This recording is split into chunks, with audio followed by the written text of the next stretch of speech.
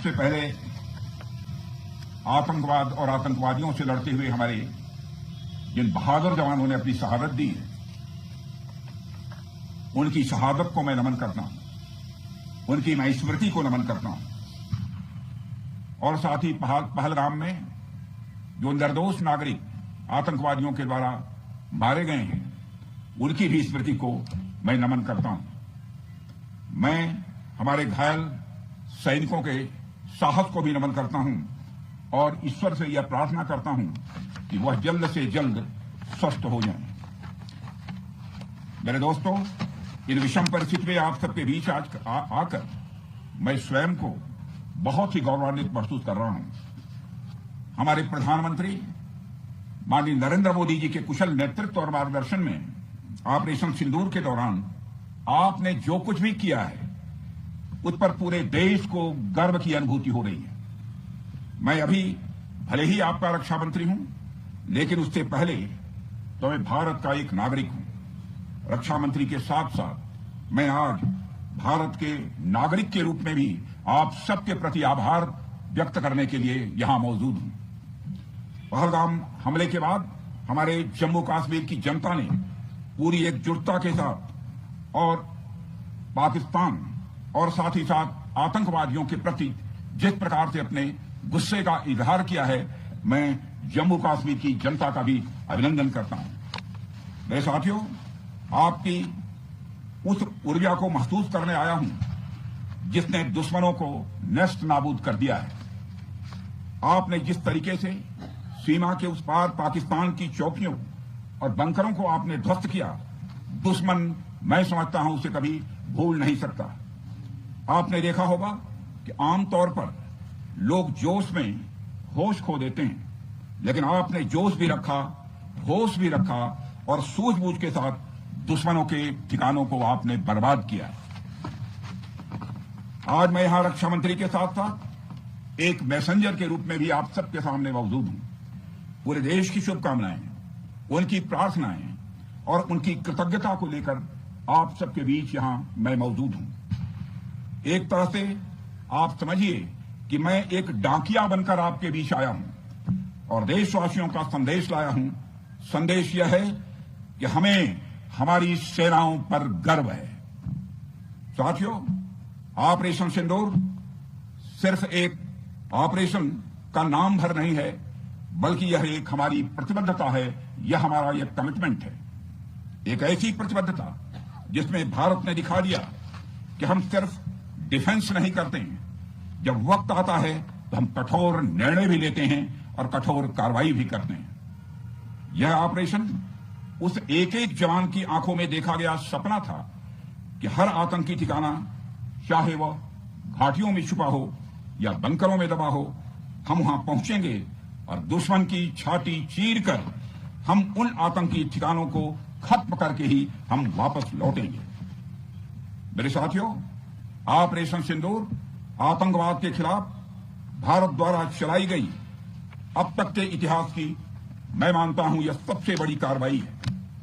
35-40 वर्षों से भारत सरहद पार से चलाए जा रही आतंकवाद का सामना कर रहा है। आज भारत ने पूरी दुनिया को यह साफ कर दिया है, यह स्पष्ट कर दिया है कि आतंकवाद के खिलाफ हम किसी भी हद तक जा सकते हैं। साथियों, आतंकवादियों ने पहलगाम में आतंकवादी घटना को अंजाम देकर भारत के बस्तर पर चोट पहुंचाने की कोशिश की है। भारत की सामाजिक एकता को तोड़ने का भी प्रयास किया गया है। उन्होंने भारत के माथे पर वार किया, हमने उनकी छाती पर वार किया है और छाती पर घाव किया है।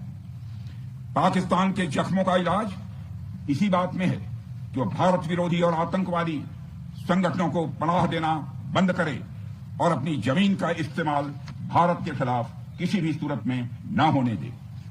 साथियों, आपको याद होगा कि लगभग 21 साल पहले स्वर्गीय अटल बिहारी वाजपेयी जी के सामने इसी पाकिस्तान ने इस्लामाबाद में डिक्लेरेशन किया था कि अब उनकी धरती से आतंकवाद एक्सपोर्ट नहीं किया जाएगा। मगर पाकिस्तान ने भारत को धोखा दिया है, पाकिस्तान ने भारत को छला है और आज भी वह धोखा दे रहा है। इसका खामियाजा अब उसको भारी कीमत करके भुगतना पड़ा है। और यह कीमत, यदि आतंकवादी वारदातें चलती रही तो लगातार यह बढ़ने ही वाली है। हमारे प्रधानमंत्री श्री नरेंद्र मोदी जी ने दो टूक शब्दों में आतंकवाद के खिलाफ भारत की नीति को रीडिफाइन कर दिया है, इसे परिभाषित कर दिया है, जो यह कहती है कि हिंदुस्तान की सरजमी पर किया गया कोई भी आतंकी हमला एक एक्ट ऑफ वार माना जाएगा। दोनों देशों में जो अंडरस्टैंडिंग बनी है फिलहाल वह इसी बात को लेकर है कि सरहद पार से कोई बेजा हरकत अब नहीं की जाएगी। अगर की गई तो बात निकलेगी तो बहुत दूर तक जाएगी।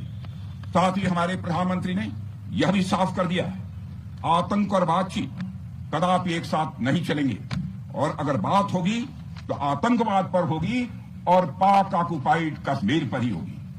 साथियों, ऑपरेशन सिंदूर की कामयाबी ने पाकिस्तान में छिपे आतंकी संगठनों और उनके आकाओं को भी यह साफ बता दिया है कि वे कहीं भी अपने आप को महफूज और सुरक्षित न समझें।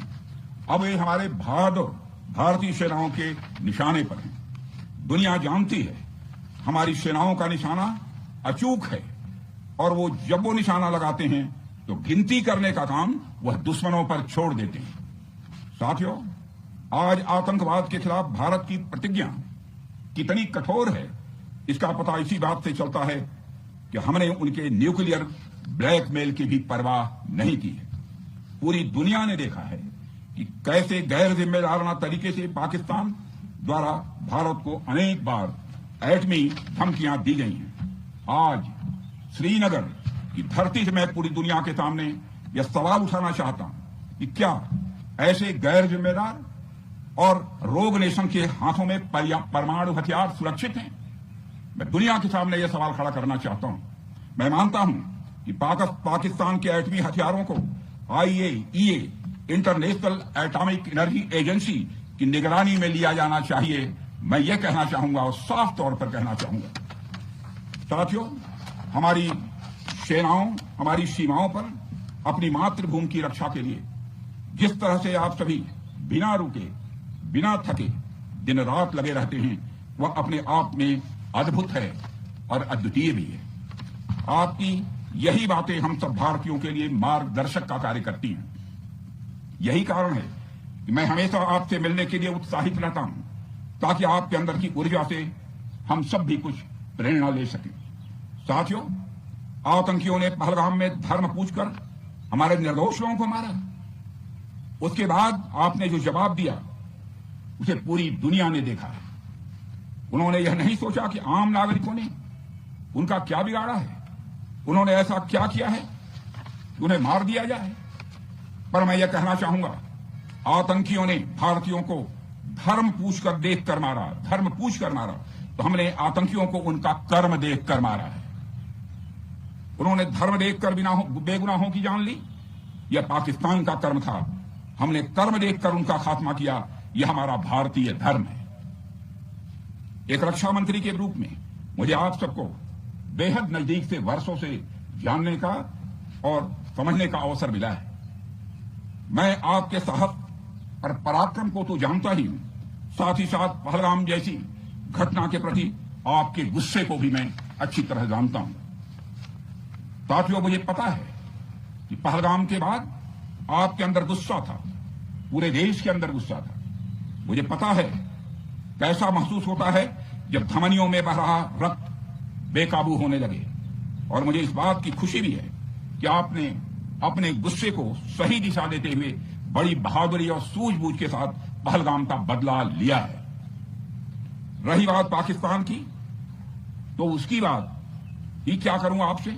वह देश तो मांगते मांगते अपनी जहालत से एक ऐसी हालात में आ गया है कि उसके बारे में यह भी कहा जा सकता है कि पाकिस्तान जहां भी खड़ा होता है वहीं से मांगने वालों की लाइन प्रारंभ हो जाती है। अभी आपने सुना ही होगा कैसे वह फिर एक बार इंटरनेशनल मॉनेटरी फंड IMF के पास कर्ज मांगने गया। वहीं दूसरी तरफ हमारा देश है कि हम आज उन देशों की श्रेणी में आते हैं जो IMF को फंड देते हैं ताकि IMF गरीब देशों को कर्ज दे सके। ऐसी स्थिति में हमारा यह भारत है। रामचरितमानस में स्वामी तुलसीदास जी ने लिखा है, जहां सुमतितः संपत्ति नाना, जहां कुमतितः विपत्ति निदाना। यानी जहां सुमति होती है, अच्छी नीतियां होती हैं, वहां सुख और समृद्धि होती है, और जहां कुमति होती है, बुरी मति होती है, केवल दूसरों के हित की भावना होती है, वहां तरह तरह की विपत्तियां स्वाभाविक रूप से आती ही हैं। पाकिस्तान जिसका जीता जागता यह उदाहरण है। साथियों, भारत के बारे में पूरी दुनिया यह बात जानती है कि हमने हमेशा शांति को प्राथमिकता दी है। हम आमतौर पर युद्ध के समर्थक कभी नहीं रहे, लेकिन स्थितियां जब इतनी विकट हो जाएं, जब देश की संप्रभुता पर आक्रमण होने लगे, तो जवाब देना यह आवश्यक हो जाता है। राष्ट्रकवि रामधारी सिंह दिनकर जी की पंक्तियां आपके सामने रखना चाहूंगा। रुग्ण होना चाहता कोई नहीं, रुग्ण होना चाहता कोई नहीं, रोग लेकिन आ गया जब पास हो तिक्त औषधि, कड़वी औषधि। तिक्त औषधि के सिवा उपचार क्या, शमित होगा वह नहीं मिष्ठान्न से। यानी कोई बीमारी अगर लग जाए तो वह मिठाई से दूर नहीं होती, उसके लिए कड़वी दवा ही काम करती है। इसलिए आतंकवाद जैसे रोग के लिए भी ऑपरेशन सिंदूर जैसी दवा की बड़ी जरूरत हो गई थी। साथियों, पूरे देश में हमारी सेनाओं को और हमारे सैनिकों को एक सम्मान की दृष्टि से देखा जाता है। एक सशक्त राष्ट्र वही होता है जो अपनी सेनाओं को सम्मान के साथ साथ आधुनिक हथियार और साजो सामान भी दे जिसकी उसे जरूरत है। मुझे गर्व है कि आज प्रधानमंत्री जी के नेतृत्व में सरकार हमारी सेनाओं के लिए यह सब सारा काम कर रही है। हमने यह सुनिश्चित किया है कि हमारी सेनाएं हर परिस्थिति के लिए तैयार रहें। और मैं यहां पर army chief general Upendra Dwivedi ji को भी बधाई देना चाहता हूं, क्योंकि बार बार मेरी चर्चा होती रही है और बार बार मैं यह पूछता हूं कि जो भी आवश्यकताएं हैं उन आवश्यकताओं को पूरा करने के लिए हम पूरी तरह से तैयार हैं। और इसलिए इसके लिए हम वर्ल्ड क्लास बेहतरीन गुणवत्ता वाले साजो सामान अपनी सेनाओं को देने की कोशिश कर रहे हैं। आज आधुनिक राइफल्स, मिसाइल डिफेंस शील्ड और ड्रोन्स जैसी नई पीढ़ी के कई इक्विपमेंट को तेजी से भारत में ही बनाया जा रहा है। साथियों, इसके अलावा सीमावर्ती इलाकों में हमने जो काम किया है वो आप सब देख रहे होंगे। आज एलएसी और यलोसी पर भी कनेक्टिविटी है, वैसी पहले शायद कभी नहीं थी। हमने हर स्तर पर यह दिखाया है कि हमारी सरकार केवल युद्ध भूमि पर ही नहीं बल्कि व्यक्तिगत रूप से और पारिवारिक रूप के साथ अपने सेना के जवानों के साथ खड़ी है। साथियों, अंत में एक बार फिर आप सभी को आपके शौर्य और पराक्रम के लिए हृदय से हार्दिक बधाई देता हूं। मैं आपको यह आश्वासन देता हूं कि हमारे प्रधानमंत्री जी के नेतृत्व में देश की सरकार और देश की जनता हर कदम पर, हर स्थिति में आपके साथ कंधे से कंधा मिलाकर खड़ी है। मुझे पूरा विश्वास है कि आपके सहयोग से हम इस पूरे क्षेत्र में आतंकवाद का समूल नाश करेंगे, ताकि कल को कोई भारत की संप्रभुता के खिलाफ आंख उठाने की हिमाकत न कर सके। इसी आशा और विश्वास के साथ आप सबके शौर्य और पराक्रम की सराहना करते हुए और आप सभी को अपनी हार्दिक शुभकामनाएं देते हुए अपना निवेदन समाप्त करता हूं। बोलिए जय हिंद, जय हिंद। यहाँ का घोष वाक्य क्या है? इस भारत माता की जय। क्या बात है।